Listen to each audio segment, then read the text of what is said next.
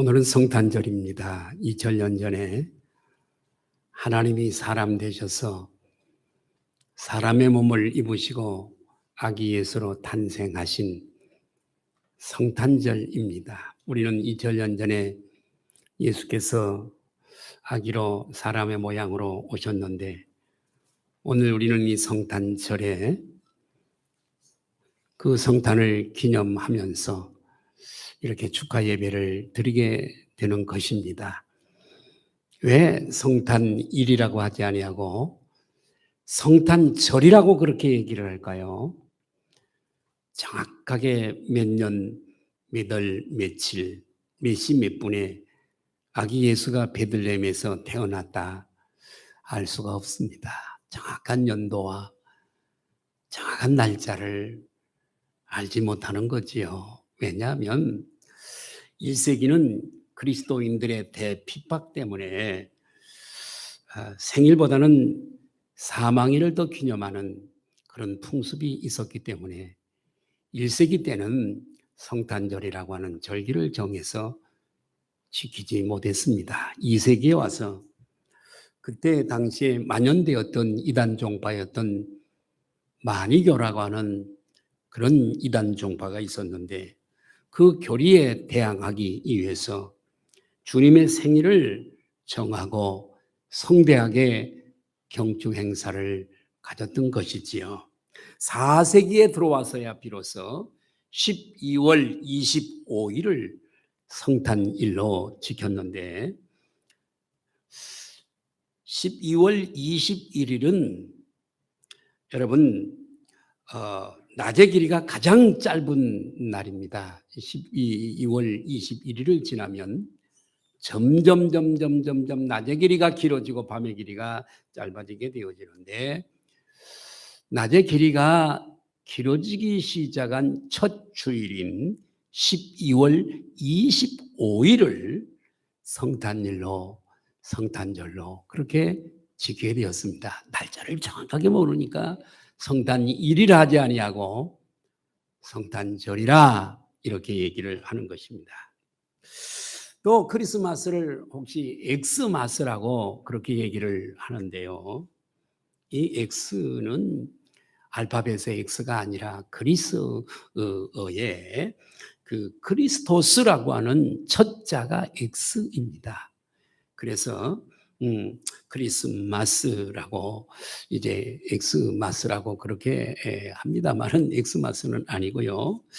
그래서 여기에 중세 사용했던 고어가 있는데 마스, 크리스마스 할 때 그 마스는 미사라고 하는 뜻이 있어요. 즉 예배라고 하는 뜻이죠. 의미가 뭐냐?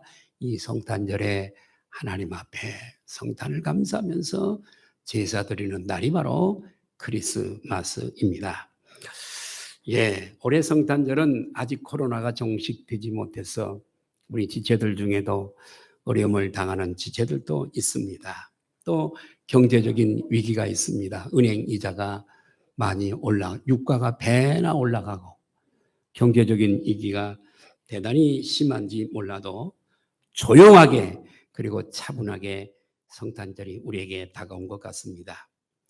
그러나 우리 기독교 교회, 개혁교회에서는 이날을 성탄의 은총을 깊이 되새기면서 하나님의 은혜를 감사하면서 축하하면서 이렇게 전 세계에 우리 계신 교회가 하나님 앞에 감사 예배를 드리는 줄로 믿습니다. 2022년도 우리 한국의 10대 뉴스를 좀 제가 살펴보니까요.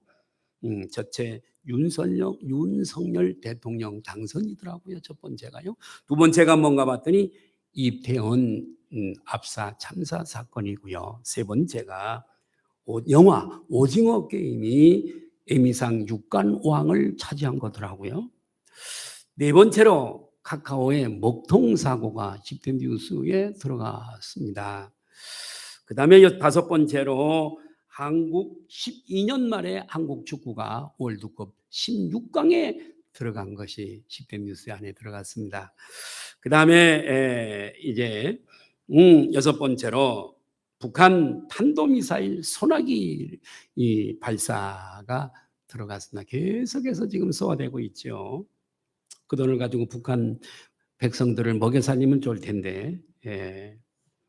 일곱 번째로 이제 부동산 침체, 상당히 위기 속에 부동산 침체를 들었습니다. 부동산 가격이 많이 하락하고 있기 때문에 그런 것 같습니다. 여덟 번째로 코로나 국민 절반이 확진이 되어졌다는 거죠. 절반 이상이 확진이 되어졌대요. 그래서 그것도 10대 뉴스 안에 들어와 있고요.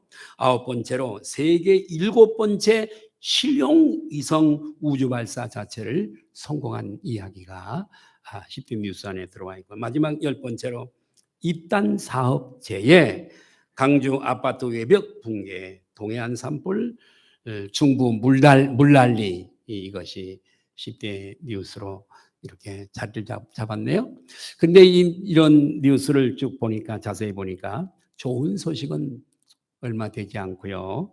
거의 부정적이고 슬픈 소식들이 많이 여기에 있습니다. 그런데 여러분, 인류에 있어서 인류의 최대 기쁜 소식이 하나 있습니다. 그것이 누가복음 2장 오늘 10절입니다. 한번 보실까요? 시작.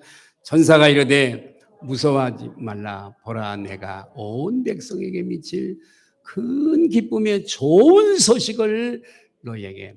2000년 전에 천사가 말합니다. 목자들에게, 양치는 목동들에게 얘기해요. 무서워하지 말라. 보라, 내가 온 세계 백성들에게 미칠 큰 기쁨의 좋은 소식을 너희에게 전하노라. 이것은 바로 성탄, 아기 예수의 거룩한 탄생의 사건인 줄로 믿습니다. 이 성탄 사건은 인류 최대의 사건이며 모든 택한 백성들에게 축복이 되는 사건인 줄로 믿습니다. 이 사건이 없었다면 우리는, 여러분, 결국은 멸망을 당해 지옥에 던져지게 되는 거거든요. 얼마나 기쁜 소식입니까? 그런데 오늘날 많은 사람들이 성탄절을 즐기고 엔조이하고 그러지만은, 그러나 성탄의 깊은 뜻을 알지 못하고 그리고 성탄절을 지내는 일이 다반사입니다. 미국의 어떤 교수 한 분이 학생들 40여 명 학생들을 대상으로 연상 테스트를 했다고 합니다. 그들에게 백지 하나씩을 나눠주고 40명의 학생들, 크리스마스라고 하는 단어를 주고 생각나는, 연상나는, 되어지는 것들을 한두 개씩 기록하라고 그렇게 백지를 나눠주었더니, 받아서 이렇게 보니까 그 대답이 뭐냐, 크리스마스, 주제가 크리스마스인데 그 연상되어지는 단어들을 쓰라 그랬더니 몇 가지, 여러 가지를 썼는데, 그게 추리, 크리스마스 트리, 선물, 칠면조. 칠면조가 추수감사절만 먹는 게 아니라 성탄절에도 먹나 봐요. 유럽에서는요. 저는 칠면조 고기를 한 번도 안 먹어봤는데, 칠면조, 휴일, 캐롤송, 또 산타클로스, 이런 것들을 기록했더라는 거지요. 예수 그리스도 한 개도 40명 중에 한 명도 그렇게 쓴 사람이 없더라는 거지요. 성탄절을 즐기고 엔조이, 기뻐하고 즐거워하지만은 성탄절 속에 담겨 있는 그 핵심은 알지 못하고 그렇게 성탄절을 지낸다고 하는 사실이 얼마나 슬픈 일입니까? 여러분, 이 성탄절이라고 하는 거, 이 성탄절은 한마디로 여러분 신비라고밖에 얘기할 수 없는 대사건입니다. 그 어떤 신비가 있을까요? 세 가지를 말씀드리려고 하는데, 첫 번째로 수천 년 전의 예언의 성취로 이루어진 사건이기 때문에 신비한 거예요. 수천 년 전에. 어떻게 수천 년 전의 예언이 여러분 수천 년 후에 그렇게 이루어질 수가 있을까요? 예수님의 탄생은 여러분 우연히 이루어진 것이 아닌 철저한 하나님의 계획이 있었고, 그리고 선지자들에게, 주의 종들에게 이 사실을 예언케 하셨거든요. 성경이 기록되기 이전부터 성탄은 이미 성경은 모세 오경이 주전 1500년, 모세에 의해서 주전 1500년내 기록이 되어진 책이지 않습니까? 그보다 훨씬 전부터 창세기서부터 이 성탄은 예고되어졌고 예언이 되어졌다고 하는 것이지요. 창세기 3장 15절 말씀 보실까요? 내가 너로 여자와 원수가 되게 하고 내 후손도 여자의 후손과 원수가 되게 하리니 여자의 후손은 내 머리를 상하게 할 것이요 너는 그의 발꿈치를 상하게 할 것이니라 하시고, 원시복음이라고 그러는데요. 사탄과 그 후손들에게 내가 너로 여자의 원수가 되게 하고, 여자의 후손, 여자와 원수, 여기 여자가 나오고 그 뒤에는 여자의 후손이 나오거든요. 다 남자의 후손이거든요. 우리는요, 남자의 씨로 온 사람이에요. 여자의 후손은 한 분밖에 없어요. 예수 그리스도. 이 여자의 후손은 내 머리를 상해 마귀를 패배시키시고 마귀를 박살내버리시고 마귀를 진멸해버리시고, 그러나 그 마귀는 여인의 후손의 발꿈치를 물어 상처가 나는 거예요. 예수 그리스도께서 이 일을 구속을 이루시기 위해서 십자가 위에서 고난을 당하실 것을 예언하고 있는 거예요. 따라할까요? 여자의 후손. 네, 모든 여러분 사람들은 남자의 후손이에요. 남자는 씨고요. 이 사람만 그러는 게 아니에요. 동물이나 식물도 똑같아요. 남자는 씨야. 남자로 말미암아 이렇게 종족이 이렇게 번식되어지는 거예요. 그래서 여러분 성씨가 꼭 아빠의 성을 따라가잖아요. 씨예요. 그리고 여자는 그 주머니예요. 아기를 잉태하는 주머니예요. 주머니예요. 예. 그래서 여자를 주머니라고 얘기를 하는 거예요. 예. 자, 그래서 여기 여인의 후손은 오직 한 분 유일하게 성령으로 잉태되신, 남자의 씨가 아닌 성령으로 잉태되어진 예수 그리스도 한 분밖에는 없습니다. 그러기에 예수님의 탄생이 벌써 정확하게 그 연도는, 창세기 연도는 모릅니다, 여러분. 예. 자, 그래서 여러분 이 3장의 기록의 나옴을 보아서도 적어도 수천 년 그 이상의 시간 속에 그 전에 예수 탄생, 예수 그리스도 오심, 메시아 구세주가 오실 것을 예언했기 때문에 이 일은 신비스러운 사건이에요. 또 창세기 22장 17절에 한번 볼까요? 내가 내게 큰 복을, 아브라함에게 주시는 언약이지요. 내 씨가 크게 번성하여 하늘의 별과 같고 바닷가의 모래와 같게 하리. 내 후손 그렇게 많게 할 거야. 근데 그 다음에 씨가 중요해요. 내 씨가 그 대적의 성문을 차지하리라. 예수 그리스도. 여기 씨가요, 예수 그리스도세요. 성문이라고 하는 것 중요합니다. 한 도시와 그리고 한 나라를 세우고 발전시키는 대단히 매우 중요한 관문이 문이에요.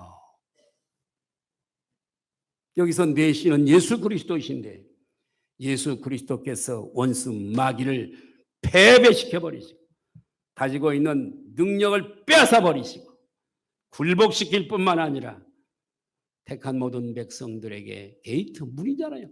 새 하늘과 새 땅을 열어주시는, 지평을 열어주시는 그 분이 바로 예수 그리스도라고 하는 사실을, 장차 오실 예수 그리스도는 마귀를 패하시고 우리들에게 하나님의 나라와 새 하늘과 새 땅을 주실 것을 예언하고 있는 말씀입니다. 그 약속대로 여인의 후손으로 대적의 문을 빼앗아버릴 정말 그 예수 그리스도, 예언되어진 예수 그리스도께서 여기 약속대로 이 땅에 오신 줄로 믿습니다. 성경의 주인공은 예수 그리스도예요. 너희가 영생을 얻을 줄 알고 이 성경을 읽거니와 이 성경은 때에 대한 책이야. 역사를 히스토리라 그래요. 그의 이야기입니다. 예수님의 얘기예요. 일반 역사나 성경의 역사나 그 배우의 모든 섭리가 하나님의 섭리가 있는 거예요.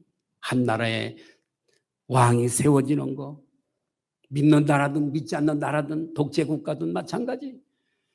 여러분, 한 나라가 흥망성쇠 되어지는 거 다 주님의 섭리 가운데 있는 거예요.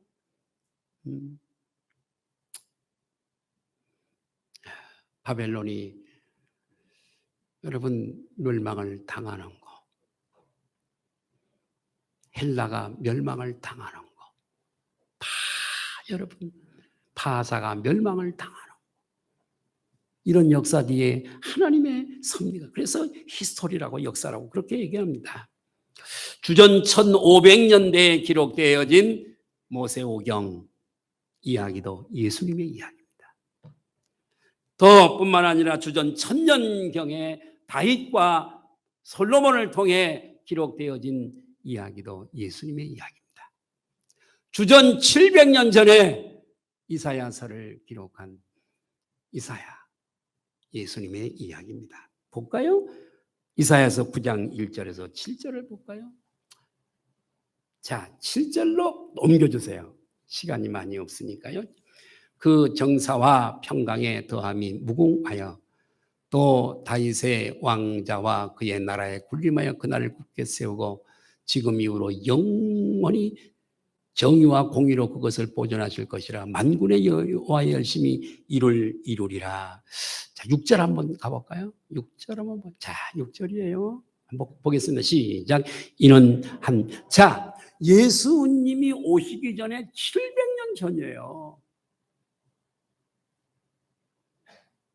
우리는 7분 후를 모르잖아요. 이건 성경과 역사가 고증하는 거예요. 이사야 활동하던 시대 주전 700년, 750년. 세상에 700년, 750년 후에 오실 예수에 대해서 이렇게 리얼하게 예언하고 있다고 하는 거. 이는 한 아기가 우리에게 낳고 한 아들을 하나님이 우리에게 주신 바 되었는데 그의 어깨는 정사를 메었고 그의 이름은 기묘자라 모사라 전능하신 하나님이라 영존하시는 아버지라 평강의 왕이라 할 것입니다. 예수님의 명칭이 여러 가지죠. 예. 수천 년, 700년 전에 예언되어졌던 그대로 이루어진다면 여러분 이것이 신비가 아니고 뭐겠습니까? 자, 700년 전 우리나라 역사를 한번 보면 아마 고려 말이나 조선 초기가 될 겁니다. 700년 전이면요. 마치 세종대왕이 여러 가지를 예언을 했어. 근데 오늘날 시대에 한 가지씩 이루어져. 여러분 이건 정말 놀라운 거겠죠. 근데 세종대왕은요, 아니에요. 우리와 똑같은 사람이에요. 우리보다 머리가 조금 좋아서 한글을 만들었지만은요. 또 하나, 이사야와 동시대에 활동했던 미가 선지자, 참 영감이 있고 영적인 그런 선지자입니다. 이사야와 동시대 남쪽 유다에서 활동을 했던 선지자인데 미가서 5장 2절에서 4절을 보실까요? 시작. 베들레헴 에브라다야 너는 유다 족속 중에 작을지라도 이스라엘을 다스릴 자가 누구지요? 예수 그리스도. 이스라엘을 다스릴 자가 내게로 나올 것이라. 그런데 아기 예수로 오지만 베들레헴에 그의 근본은 상고의 영원에 있는 요한복음 1장 1절이에요. 태초에 말씀이 계시니라. 이 말씀이 하나님과 함께 계셨고 예수 그리스도 하나님의 품 안에 독생하신 말씀으로 로고스 말씀으로 존재하셨던 그분 아기 예수로 오지만 그분의 상고는 영원 거기에 있어. 보통뿐이 아니시죠? 예. 그래서 이 미가 선지자는 베들레헴 에브라다야, 에브라다는 베들레헴권의 작은 한 지역이에요. 곧 무슨 얘기냐면 베들레헴, 넓게 베들레헴에 아기 예수가 탄생한다고 하는 예언이에요. 이해가 되시면 아멘 하십시다. 예. 그런데 여러분, 미가 선지자가 700년 전에 메시아는 베들레헴에서 탄생하신대요. 구세주가 그런데요. 지금 같은 동네 나사렛에서 여러분 지금 요셉과 마리아가 그 동네에서 살고 있거든요.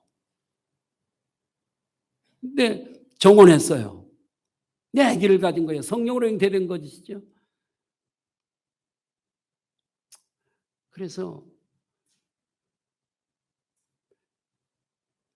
자칫 잘못하면 마리아가 부정스러운 여인으로 돌에 맞아 죽을 수도 있기 때문에 요셉은 가만히 관계를, 의로운 사람이라, 착한 사람이에요. 관계를 가만히 끊고자 했던 거예요. 근데 성령께서 오셔서 다 비밀을 얘기해 주죠. 그렇게 해서 배는 잡고 불러가는 겁니다. 만삭이 가까워 오는 거예요. 그런데 만약에 지금 미가 선지자가 지금 베들레헴에서 구세주가 탄생해야 된다는데 여기서 탄생해버리면 성경은 거짓말이 되잖아요. 그러면 다른 성경을 어떻게 믿을 수가 있겠어요? 그러나 하나님의 역사는요, 절묘한 거예요. 예. 여러분,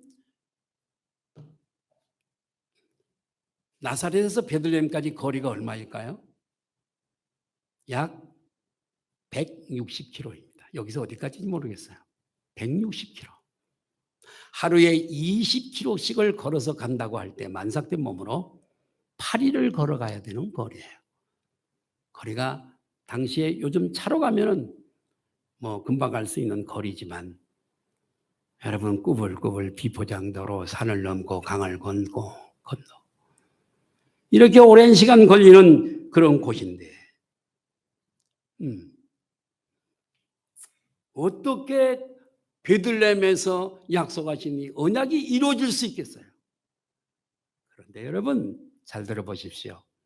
당시 로마의 황제였던 아우구스투스라고 하는 황제가 있었는데요.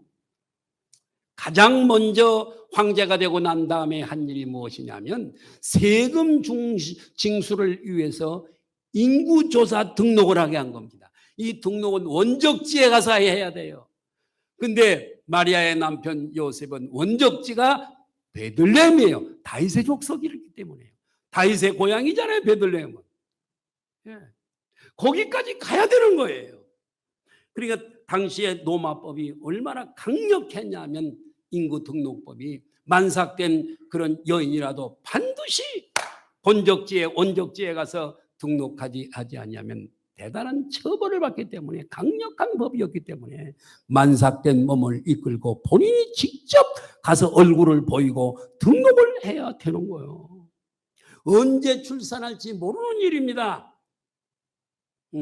그러나 사랑하는 점 여기서 우리가 한 가지 짚고 넘어갈 것이 하나 있는데요.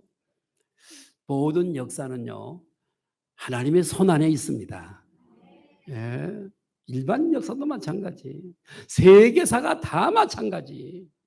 예.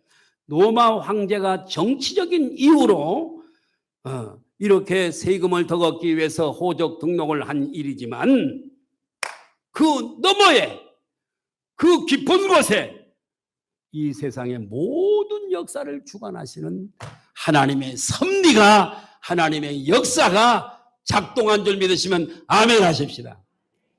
예. 아우구스투스가 보낸 게 아니라 하나님이 약속을 미가 선자의 그 약속을 이루시려고 여러분 아우구스투스 로마 황제를 사용하시고 쓰신 줄로 믿습니다. 그곳에서 성탄 아기 예수를 성탄할 수 탄생시킬 수 있도록 절묘하게 타이밍을 하나님이 그렇게 맞추시는 거예요. 하나님은요 전능하신 분이세요. 믿으시면 아멘 하십시다. 수천 년 전, 수백 년 전에 예언이 그대로 이루어진 것이 신비입니다. 두 번째로 처녀가 잉태되어 이루어진 사건이 신비입니다. 여러분, 처녀가 어떻게 잉태할 수 있어요? 생리학적으로 불가능한 일이에요. 어떻게 처녀가 아기를 가질 수가 있겠습니까? 설명이 안 돼요. 그래서 일부 불신자들은 여러분 예수를 사생자라고 그렇게 얘기를 하는 거예요. 사생자다 하고 그렇게 지옥 갈 사람들 얘기하는 거죠. 그렇다면 어떻게 처녀에게 잉태되었을까요? 오늘 5장 누가복음 1장 35절에 말씀하고 있어요. 천사가 대답하여 이르되 성령이 내게 임하시고, 그러니까 사람의 능력으로 여러분 임신이 되어진 것이 아니라, 잉태된 것이 아니라 하나님의 성령의 능력으로 잉태된 줄로 믿습니다. 여러분, 이 생명의 주권이요, 생명을 헬라어로 두 가지를 얘기할 때, 하나는 조의 생명, 예수 그리스도를 믿어서 생기는 생명이 하나 있고요, 비오스, 숨을 쉬고 심장이 피를 품어서 돌아가고 호흡하고 유지되는 비오스 생명이 있어요. 여러분, 하나님은요 생명의 주인이세요. 할렐루야! 아담을 흙으로 만드시고 그 코에 생기를 불어넣으시니까 이분이세요. 생명을 만드신 분이 그분이세요. 그러니 여러분, 하나님은 처녀의 몸에도 얼마든지 생명을 가지게 하시는 생명의 주관자인 줄로 믿습니다. 그러니까 사람의 씨로운 것이 아니라 성령의 능력으로 동정녀 남자를 알지 못하는 그런 정혼한 처녀에게 하나님께서 임신하게 그렇게 만드신 거지요. 예. 여러분, 그럼 왜 여기서 우리가 왜 예수님께서 성령으로 잉태하셨느냐, 이게 굉장히 중요해요. 왜 성령으로 잉태되셨을까?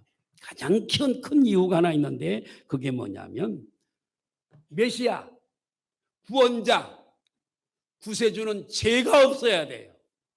뭐가 없어야 돼요? 죄가 있는 내가 여러분들을 어떻게 구속할 수 있어요?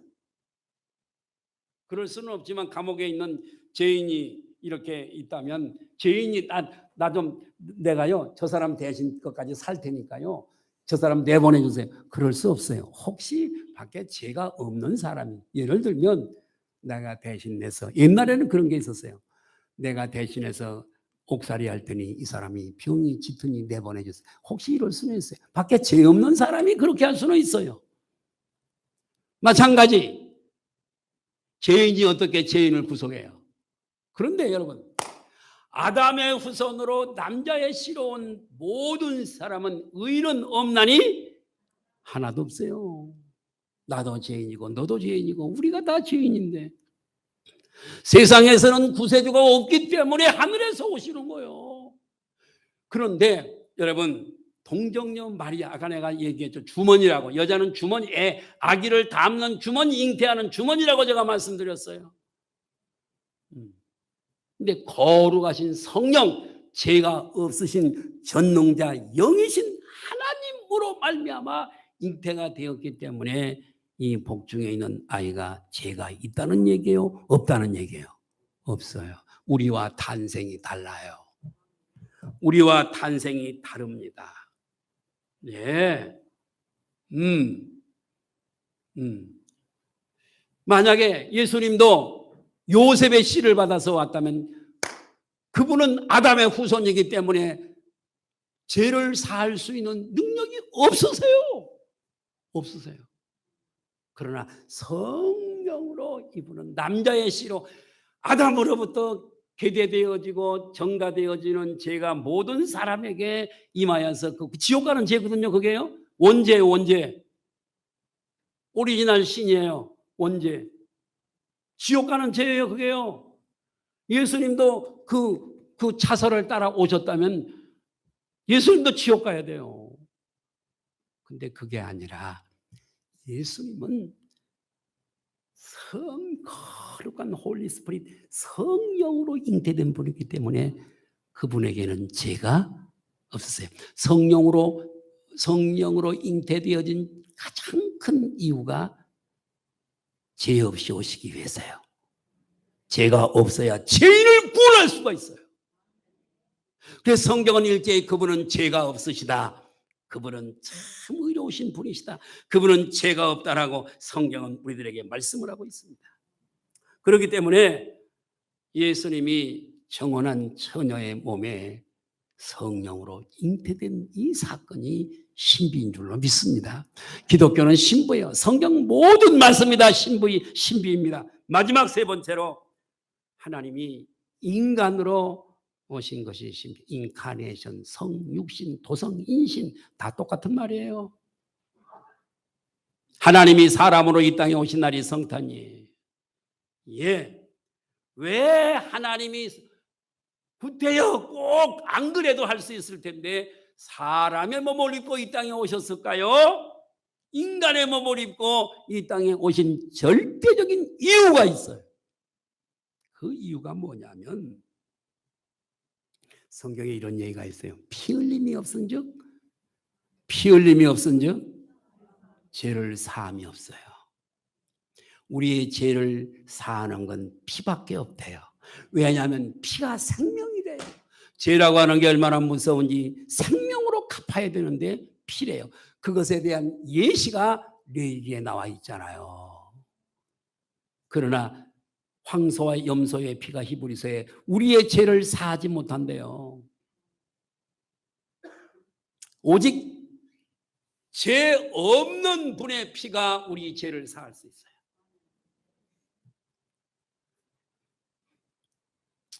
죄가 없으세요? 피 좀 수혈하시죠. 우리 정 집사님 죄가 없으세요? 아니, 부처님 가운데 도망처럼 살아도 1호부터 내려오는 죄 때문에 안 돼. 나도 마찬가지. 예수님은 성령으로 잉태되었기 때문에 죄가 없으세요. 아담의 후손이 아니에요. 하늘에서 오신 분이에요. 이분은 죄가 없는 흰 백색이세요. 죄 없는 이분이 다른 사람의 죄를 사할 수 있을까요? 그래요. 그 피가 죄를 사한다는데 여러분 왜 육체로 오셨을까? 피가 죄를 사한다는데 피를 어디다가 담아 하나님이 갑자기 임금병에다가 담아 오시든지 무슨 어디다가 담아 그런 게 아니라 직접 사람의 모양으로 아기로 성장하지요. 심장이 피 줄 수 있는 심장과 동맥과 정맥을 가지고 이분은 아기로 탄생해 주셔서 가장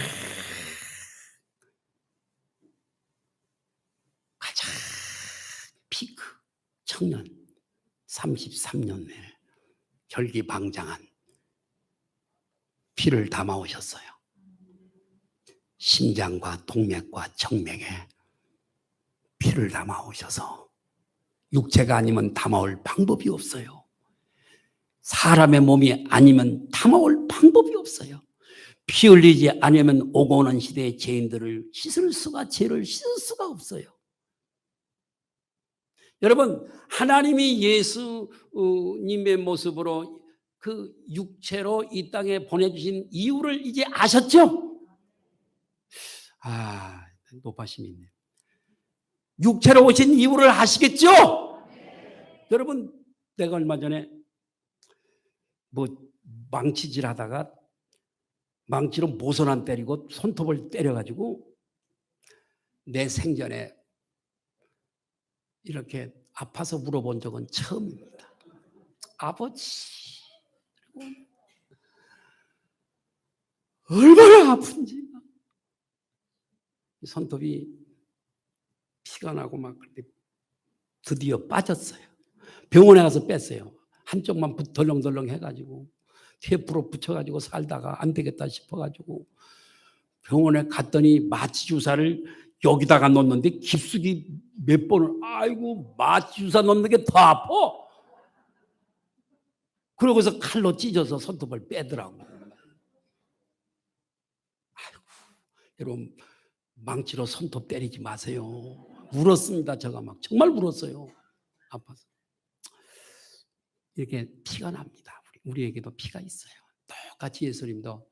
그러나 우리의 피하고 다른 건 우리는 죄가 있는 피지만 그분은 의로운 피인 줄로 믿습니다. 그래서 그분의 피를 보혈이라 그래요. 그래서 심장에 이렇게 피를 다 담아 오셔서 십자가 위에서 한 방울의 피도 남김없이 다 쏟아 주셔서 내 피를 마시라, 내 살을 먹으라. 먹으라는 말은 믿으라는 말이에요. 예수님이 우리의 죄를 피로 다 사해 주신 것을 믿으래요. 그러면 죄사함을 받는데요. 성령으로 잉태된 이유를 아시겠죠? 육체로 오신 이유를 아시겠죠? 이게 성탄절이요. 할렐루야. 기독교는 여러분 신비의 종교요, 기적의 종교입니다. 2022년도 오늘 성탄절이면서도 송년주일이에요. 마지막 주일이네. 성탄의 축복이 저와 여러분들에게 충만하시기를 예수님의 이름으로 축원합니다. 할렐루야. 기도하시겠어요?